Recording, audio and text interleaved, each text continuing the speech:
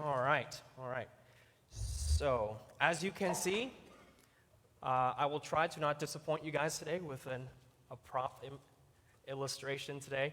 So that's what's going on right now. So, for this message, I looked up millennials and Gen Z's dating terms, okay, to see what our young people are doing today. Because when you're sharing any message to any group of people, you need to know where they're coming from. You need to know their background. You need to know their language, their culture, and their terminology. So I did my research, and what I found was so astonishing in our dating culture right now that I have to share with you, okay? So I looked up a few terminologies about dating, so maybe you guys know this, maybe you don't. The first word that I came across was benching. Benching. Raise your hand if you know what that means. Okay? Benching, so when you're not quite ready to commit to someone, but you also don't want to completely remove them from the roster, instead you want to keep them as an option on the waiting bench. That's horrible. Second one, breadcrumbing. Breadcrumbing. Okay? You guys are laughing back there. Do you know what that means? Okay. When somebody continually sends out flirtatious texts but never actually follows through, they want you to think that they're interested, but not really.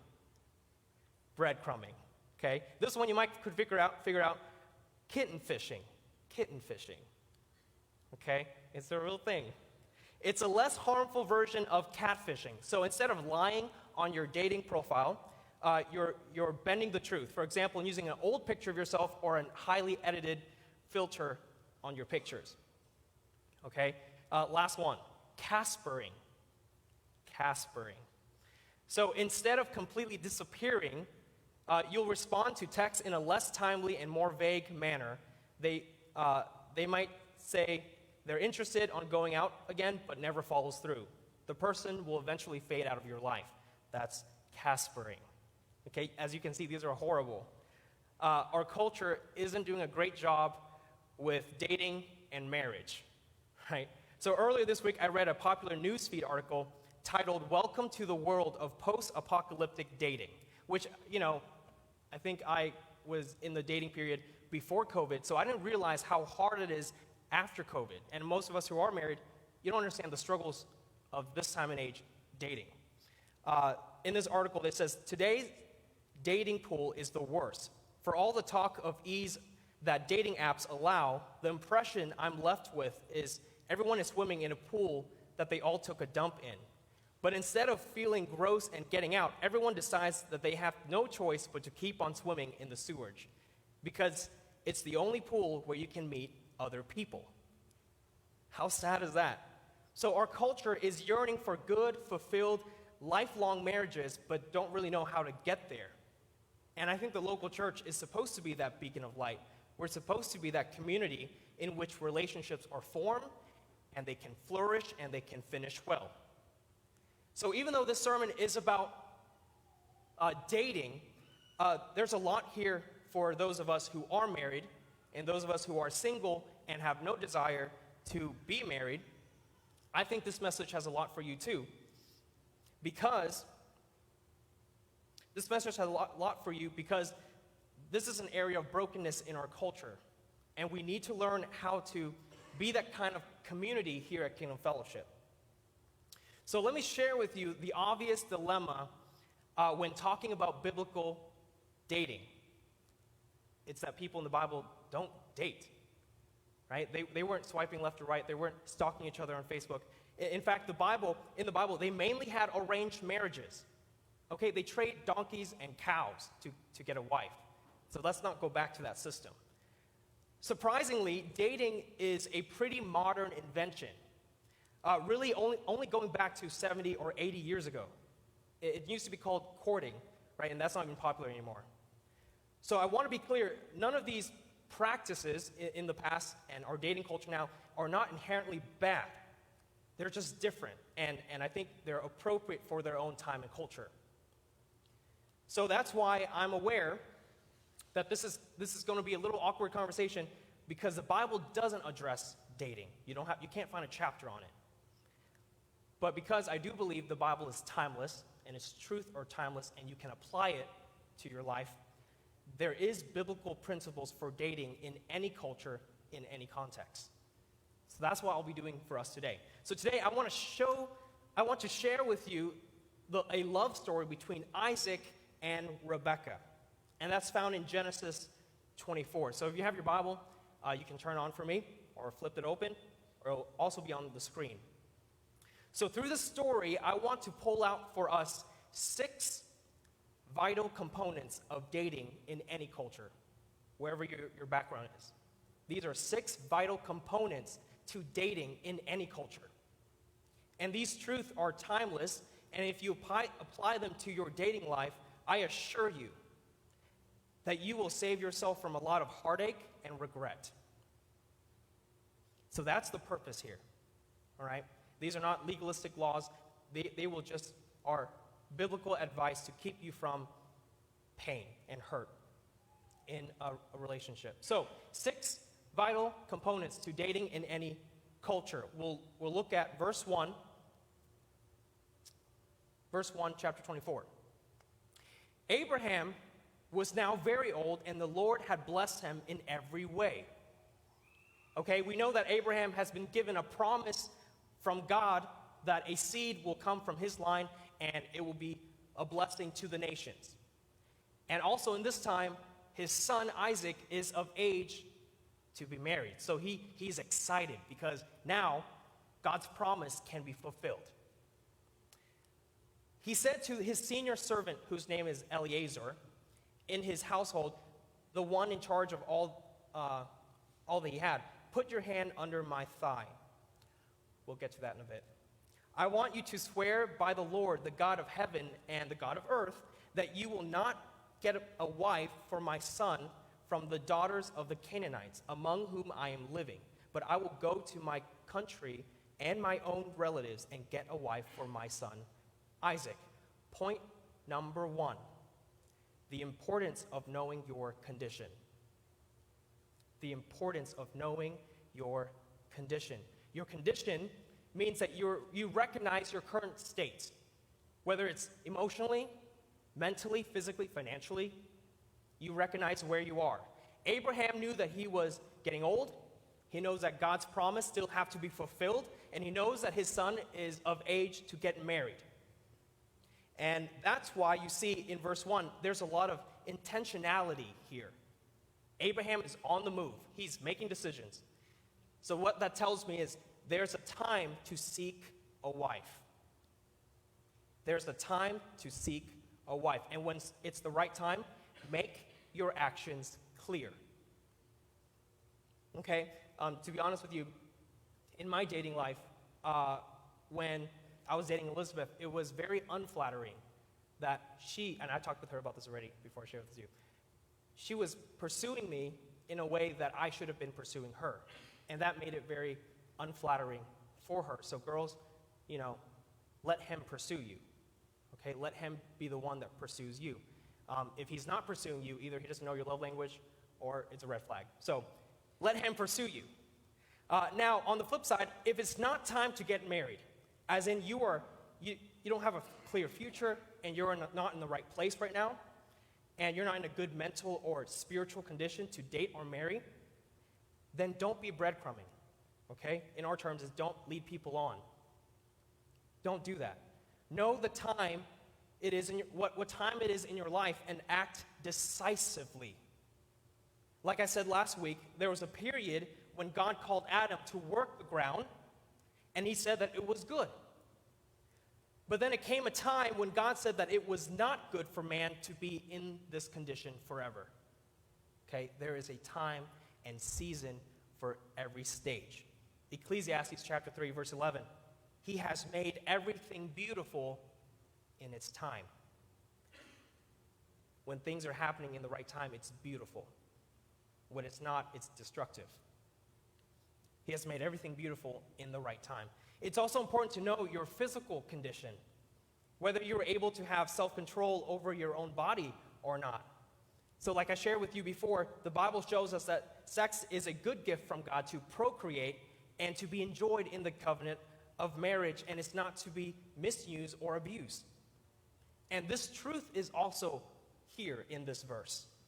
So you're asking, where is that found in this verse? It's in verse 2.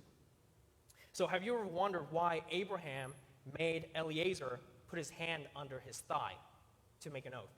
I've taught this before, and I always thought it's a biblical thing. You know, it's an Israelite thing. They make oath by putting their hands under their thigh. It's kind of like our pinky promise. That's not true.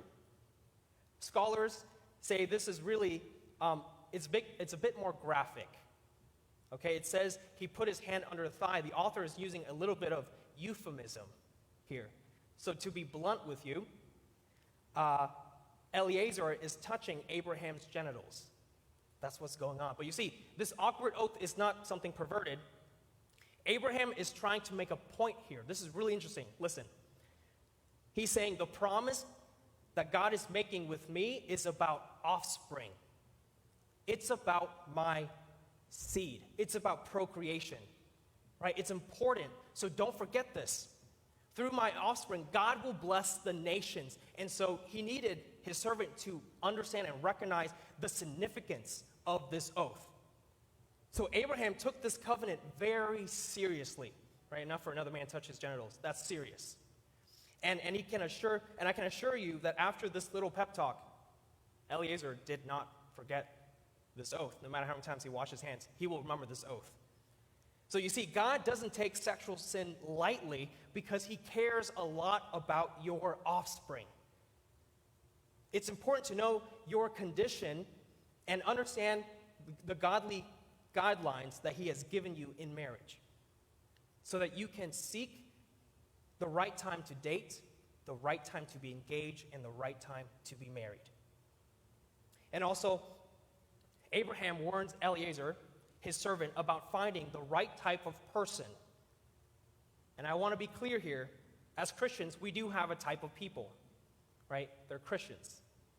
So refusing to marry a Canaanite woman, it's a matter of faith, and it's not a matter of race. Many great biblical heroes married interracially, including Moses, who wrote the story. It was because the Canaanites were all idol worshipers, and he wants his son to marry a girl of faith, someone that will help bring forth the promised seed and will bless the nation. So he was holding on to God's promises. Look at verse 5. This is how his servant addressed him.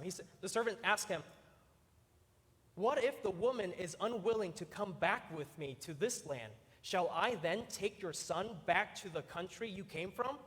And Abraham said, "No, sir. No, sir. Make sure that you do not take my son back there," Abraham said. Point number 2, the importance of seeking Christians. The importance of seeking Christians. Abraham didn't want Isaac marrying a Canaanite and forsake God's promise. Because one of the most devastating things you can do to the future of your children and your grandchildren is marry somebody out of the faith. Because the biggest impact on a child's spiritual life is the faith of his daddy and his mommy on their knees praying for that child. Your spiritual relationship with God will either thrive or wither depending on who you choose to be with. So you see, Abraham was very clear to his servant Eliezer, asking if it's possible, when Eliezer asked if it's possible to take Isaac back to her land, he says, make sure you do not do that. Do not take him back. Why? Because it's about bringing her into the land of promise. It's not about backsliding into a place of disobedience or back to a place of comfort. It's about moving forward into where God is leading you. So if she's not willing to go on this journey, she's not the one. She's not the one. So this message, personally, really breaks my heart. I was in tears as I was writing this part, because as much as I want to be happy for you, as much as I want to celebrate with you and accept the person you're dating, the pattern is always the same. When a godly woman dates an ungodly man, she always backslides away from her faith. Satan doesn't make you renounce your faith. He manipulates you to compromise them. And that's what happens every single time. I want to be wrong. But it's too clear. You see, this is what happens in the story of Balaam. If you know the story of Balaam and the donkey, Balaam didn't like the Israelites. Balaam wants to curse them.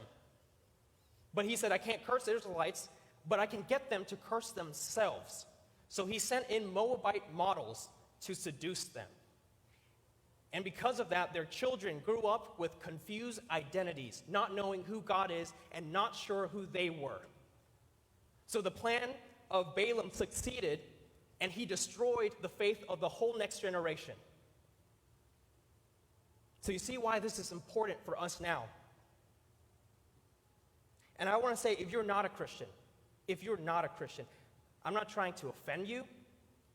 I just want to be honest with you. Dating a Christian is a lot of stress. It's a lot of pressure. Okay, you will never see each other eye to eye on a lot of spiritual issues. Whether she admits it or not, she wants to convert you. Okay?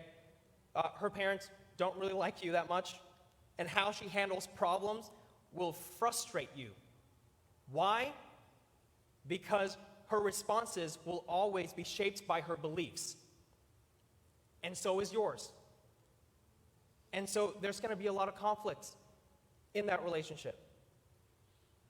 And to our single Christians, that's why at Kingdom Fellowship, we make it a mission to serve our allied churches with like-minded people. We create opportunities for us to go and serve, or to join a conference, or to go on a retreat. We make that available. Okay, you should get involved. You should find someone there. Get connected. Right? I don't understand why churches never do events or projects together, and they're very closed off and isolated, right? And then wonder why your church members find unbelievers. Because we don't create a space where they can connect with other believers. So if our church believes that it's important to seek Christian relationships, then we better create opportunities to get involved and serve in the local church. Number three, the importance of praying for clarity. The importance of praying for clarity. Verse 12, you see Eliezer praying.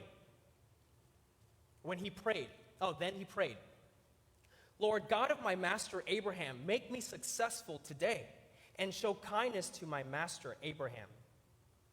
See, I am standing beside this spring, and the daughters of the townspeople are coming out to draw water. May it be that when I say to the young woman, please let down your jar that I may have a drink, and she says, drink, and I'll water your camels too. Let her be the one you have chosen for your servant Isaac. By this I will know that you have shown kindness to my master. So it's always important to pray for clarity, especially in this realm of dating. Right? In this prayer, Eliezer asked God to make it evident to him, make it clear. And we see that God gave him guidance. He gives guidance to those who ask. He gives answers to those who ask him. And when it comes to dating, sometimes he will close a door. Sometimes he will open an opportunity. But I want you to know that most of the time in dating, most of the time in your prayers, he shapes your hearts to the kind of person we ought to be. He changes the person who prays. And so that's definitely something, if you're single, if you're looking for a relationship, start praying. Start praying. Elizabeth and I would tell you that it was through a prayer app that we had, was the confirmation that I should marry her. And so that was something that's part of an answered prayer for us. It was through prayer. So see, if you're single right now, don't stop praying for your future spouse. Even though you don't know who she is, keep praying for her. I started when I was in high school. Ask God to show you, to clarify those steps in your decisions. Trust him in drawing the both of you to that wellspring of living water. Okay? So, let me share with you what you are not supposed to do with the story. What you're not supposed to do with the story. It's not telling you to do a give me a sign test, some kind of superstition, right? God, if you turn the lights green, it's a go, right? That's not how we should apply the story.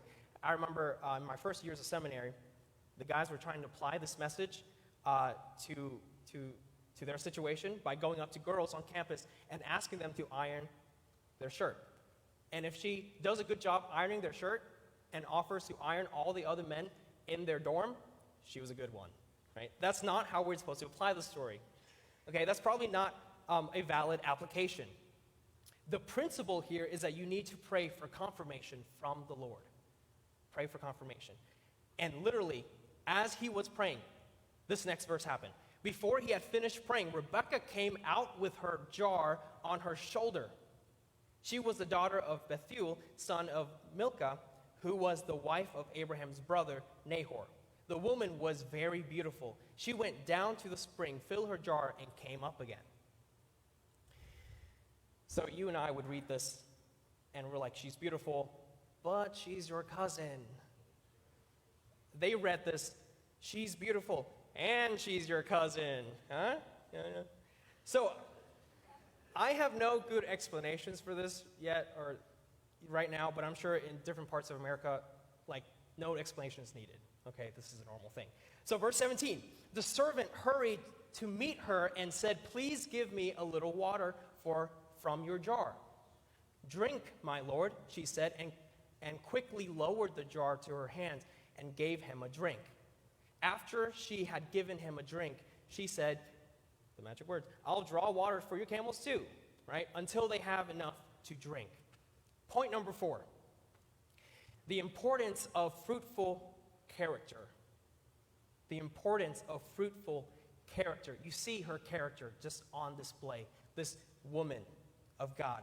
Rebekah's act of kindness is extremely generous. She knows that camels can drink a lot of water, right? And in verse 10, it tells us that there were 10 of them, and they were just dragging across the desert, so they're thirsty. And so she is willing to haul back and forth dozens of buckets of water to feed these camels.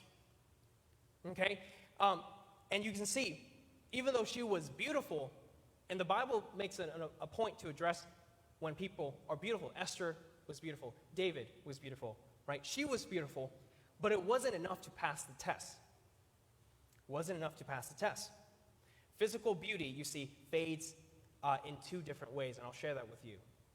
And I want to share this because in our dating culture, when it's now on an app, it's so much harder to look at people's character. You have a picture to look at, and you have, 25 letters? Or how many words to describe yourself? It's hard. But let me show you why physical beauty fades in 2 ways. First, the beauty itself fades. Things will sag. Things will wrinkle. They will gray. They will droop. The body changes through different stages of life, through marriage. It will change through pregnancy, surgeries, and illnesses. Right? Second way it fades, its power on you fades. Even if someone managed to hang on to their physique, right, and maybe they're working out, or makeup, or Botox, or liposuction, it doesn't matter, its impact on you fades. The intoxication effect of beauty will wear off in a few months. Psychologist says it's around 18 months. And that's why there are a lot of people breaking up that time. That's why if you are in a dating process, you should always prioritize fruitful character over physical chemistry. It's important. So let me share with you why this is so difficult to discern when you are actually in the relationship. It's hard. Why? Because they want you to like them, right? I'll call this the used car sales mentality. You hide everything that will make the sale less attractive, and you advertise whatever that will close the deal, right? You show them the new paint job, and you avoid showing them all the scratch marks. In dating process, they will tell you what they want you to hear. They'll show you what they want you to see, and they'll act how they want to perceive. But that's not reality. That's not real. Right? So how can you tell if someone's character is good? If they have a true character, how can you tell of somebody's true character in dating? Verse 21, I think it's a good one. Verse 21 says, without saying a word, the man watched her closely to learn whether or not the Lord has made his journey successful. Okay, and in that, you see, you should observe how they treat the people around them. How is she treating the camels? Is she treating all of them fairly? She's watering for all of them. How is she treating her waitress, her teacher, her parent, people in authority, people under authority? How is she treating them? Once the infatuation wears off, that's how she's going to treat you. That's why Abraham, smart man, didn't send Isaac, he sent a servant. Because he wants to see, how is she going to respond to a servant? Because that's how he wants her to respond to his son. Number 2, keep the physical as minimal as long as possible. Keep the physical as minimal as long as possible. Because sexual stimulation will hinder your ability to evaluate clearly. It really does. Right? If getting physical is what they want from you, then that means they care more about their own needs than caring about you.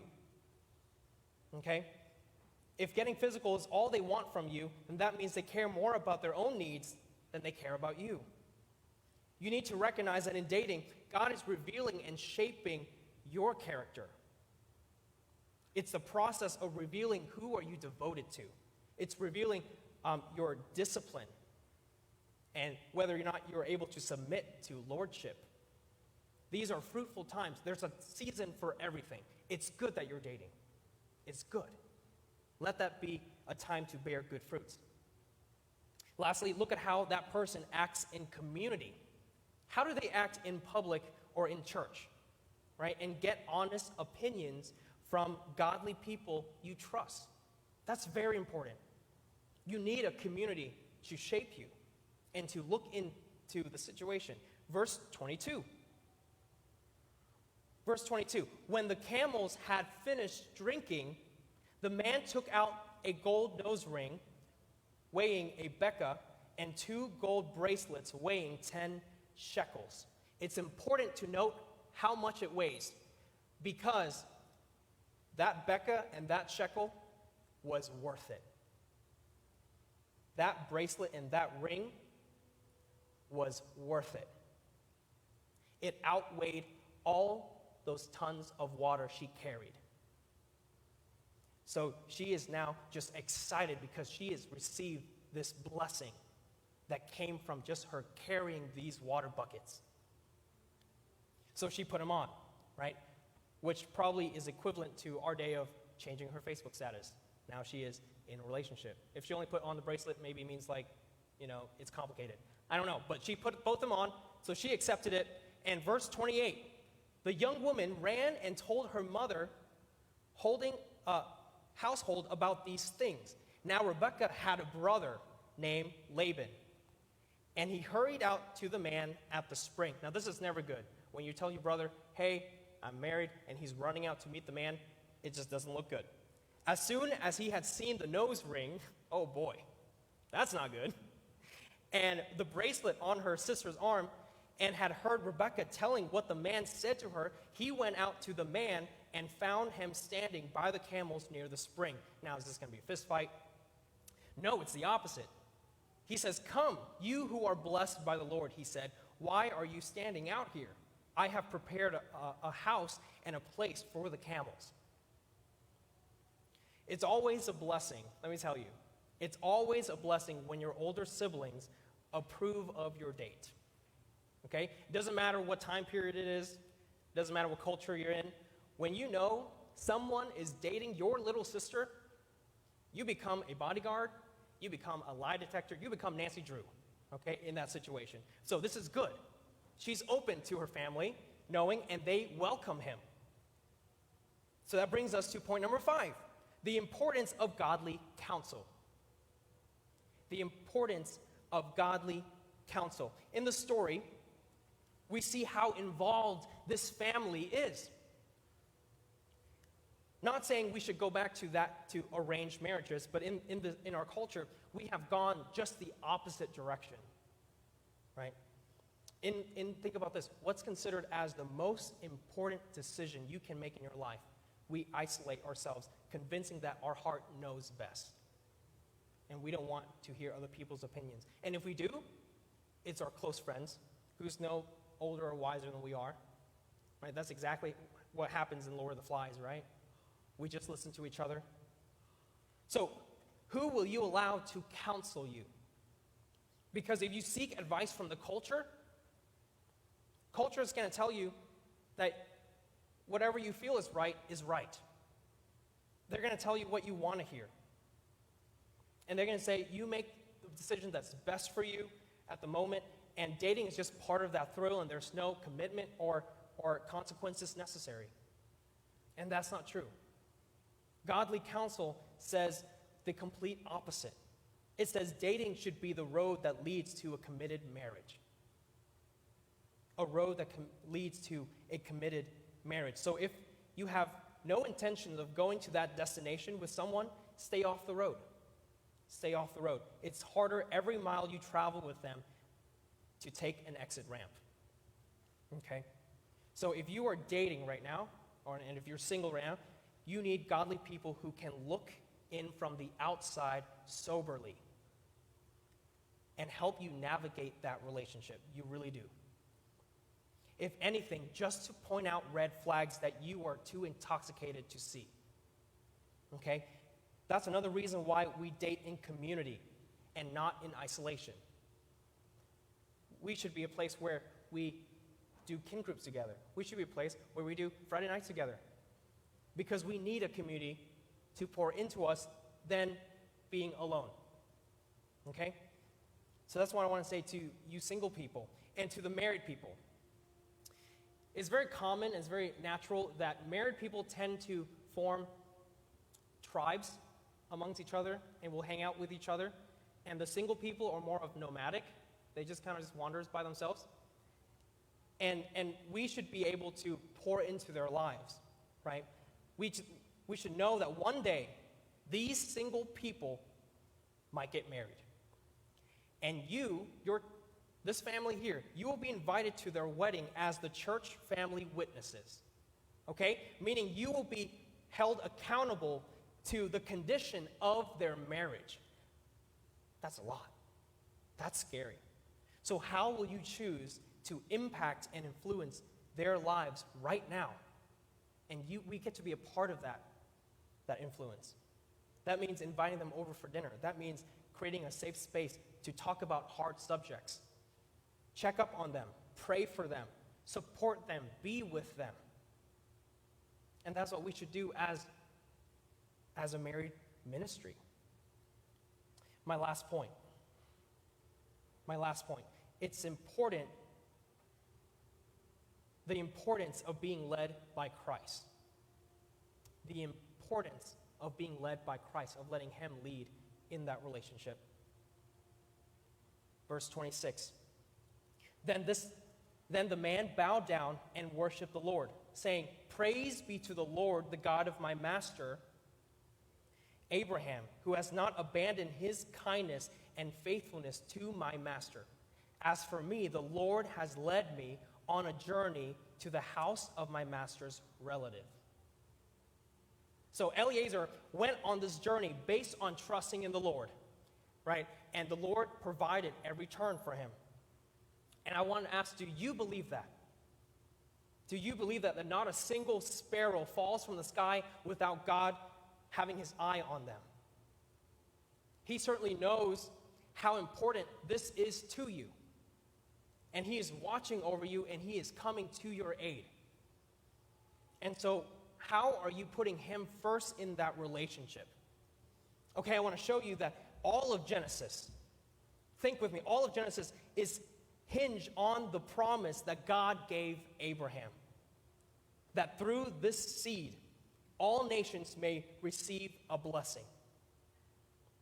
So you see, romance and marriage plays a part in carrying that promise. But the ultimate blessing was found in who?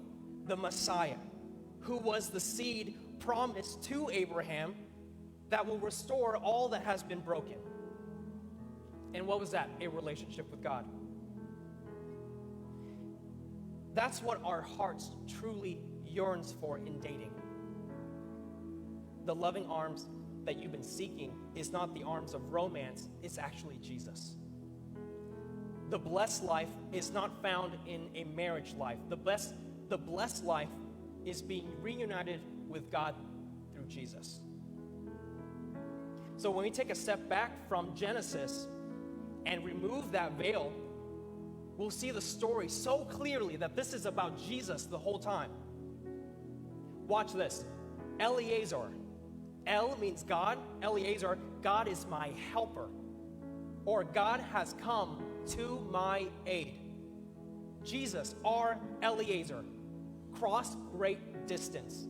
Not just a desert, but the gaps between deity and humanity, between holiness and sin. He was sent from his master, his father, on a quest to find a suitable bride.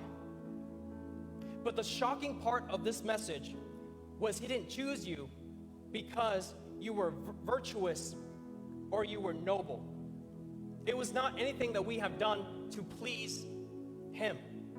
He chose you and want you and set his affection on you even though you were a sinner. So instead of you carrying water jars to impress him, he carried the weight of your sin on his shoulders to redeem you. Instead of wearing gold bracelets and rings, he covered you in his blood to make you his bride.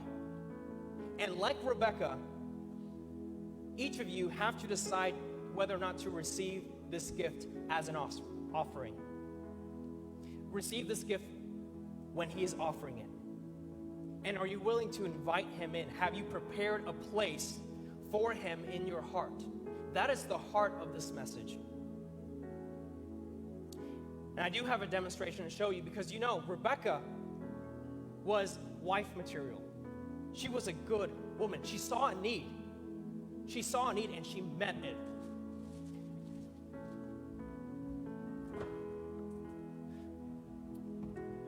So I have here the bucket. And over here I have the well. I have the well over here. I'm going to show you. Rebecca, she saw a need, that she saw that Eliezer was thirsty. She saw the camels were thirsty. And so she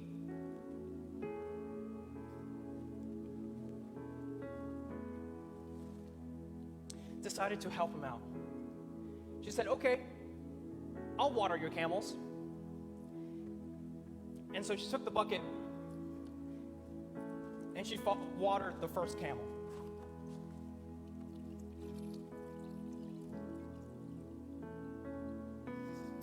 And that was fine. But then the second bucket, let me tell you, it got harder because it's a lot to carry. The second one became a burden. Because it's easy to help people once, right? But it's hard to help people the second time.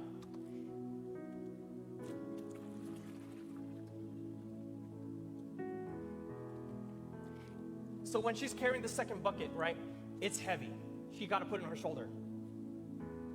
And she walks over and she pours into the camel second time.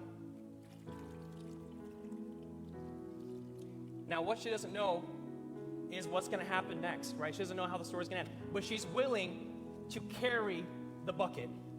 She's willing to carry the bucket back and forth to water 10 camels. And let me tell you, that burden that she's been carrying is going to turn to a blessing. But she doesn't know that she's going to continue to carry that burden, carry that weight on her shoulder. Right? And as she's carrying this weight, she doesn't know that it's going to turn into a blessing. It's going to bless her, is going to bless her family, and she's going to be grafted into the storyline of Jesus. And so I don't know what kind of burden you are carrying into this space, or how many camels that you are taking care of. My encouragement to you is keep going to the wellspring of life and keep carrying that burden. And I want to show you that you know, when we're talking about relationships, these things are not supposed to be laws. They are spiritual guidance. And because of that, it's a burden to carry.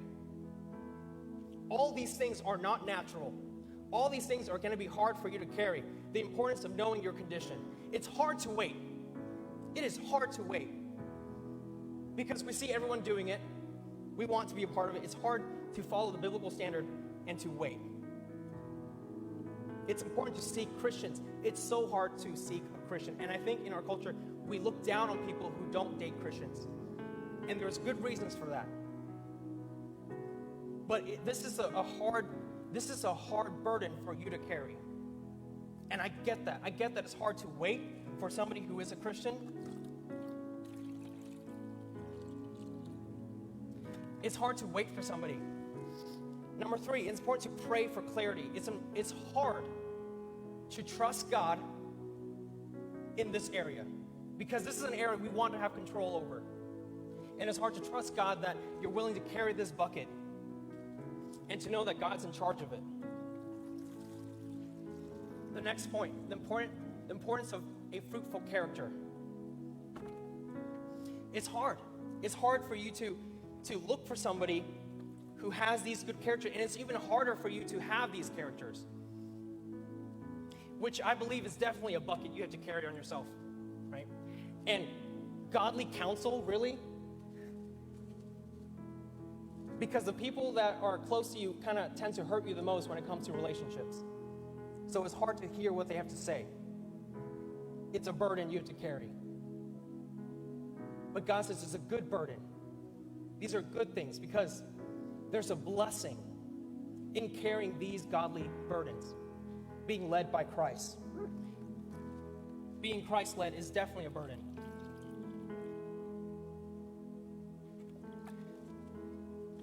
So I'm sure by the 6th time you're carrying this bucket, you're tired. My hands are tired. You're tempted to quit. And this burden may be too heavy for you to carry. You might wonder, does this make any difference? Am I making any difference by just pouring into this area that I was told that is good for me? But is it good? All right, is it anything going to happen? I want to let you know.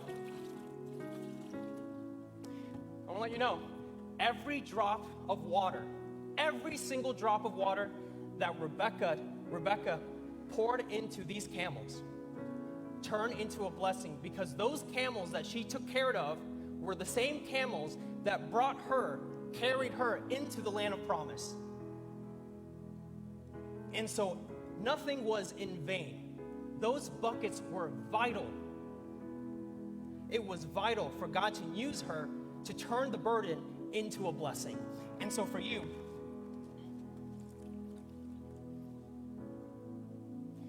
for us, I want you to know that whatever burden you are carrying, whatever it is, you don't have to carry that burden alone, but it is a burden you to carry, and it's good. The good news is that Jesus wants to bear that burden with you. He wants to shoulder that with you. He says, "Come to me, all you who are weary and burdened, and I will give you rest." Meaning he wants to take that with you. Take my yoke upon you and learn from me. Meaning, do not be yoked with anything else, whether it's be the world, whether it be another person. Take my yoke, for I am gentle and I'm humble in heart, and you will find rest for your soul. And isn't that what we want? It's not in romance, it's in a relationship with Jesus.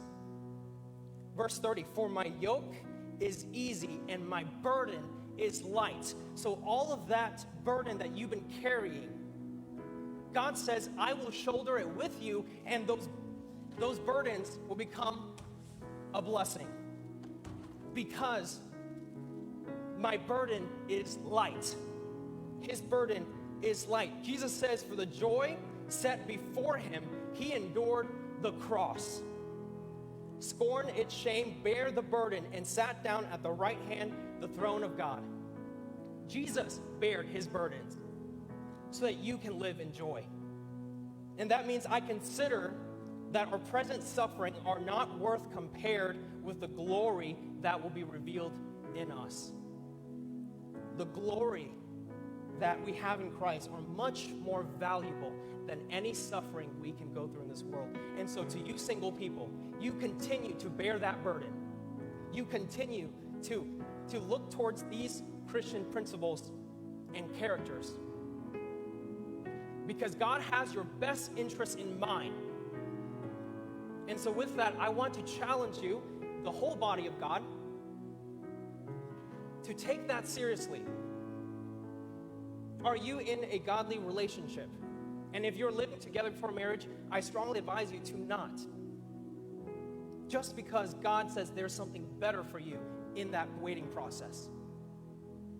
So are you going to take his direction or trust your own? And this takes a group, it takes a church for that movement. So with that challenge, can I ask every one of us to stand with me?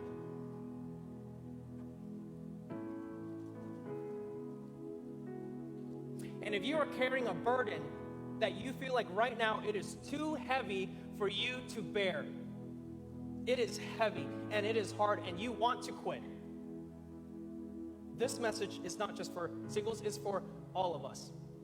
Right? That Jesus has our best interest and there will be a blessing. So don't you give up on those camels. Don't give up on those camels.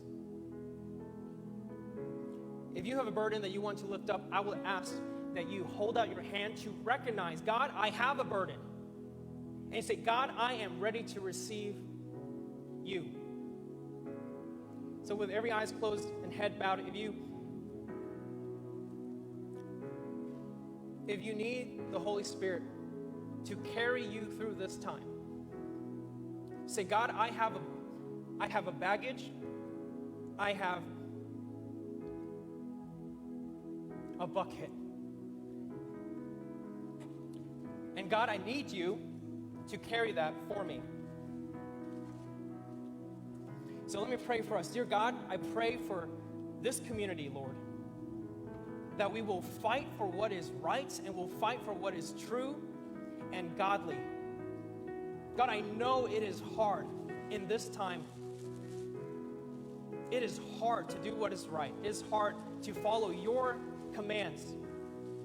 I pray that you give us strength so we can bear our burdens with you.